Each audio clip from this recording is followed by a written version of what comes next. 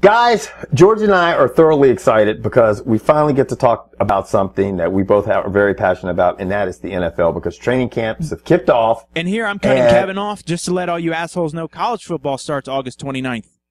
Right. That's only 16 days after the only important day in August besides my wife's birthday. It's his birthday, and the NFL Hall of Fame game is this upcoming Sunday. It's a week from today. Yeah, so buddy. An old Stitchback thinks he wants to play. He got a fucking cyst removed from his back talking about, I'm going to play. Jason Garrett's like, nay. I've had one of those. I think George showed you, haven't you? Yeah, I've had him removed from my arm.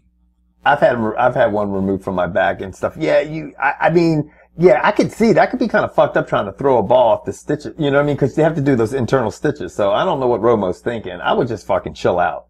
I would too. But yeah, I think he's starting to feel the pressure. He just got that fat contract. Donovan was like, really? You got that? What have you done?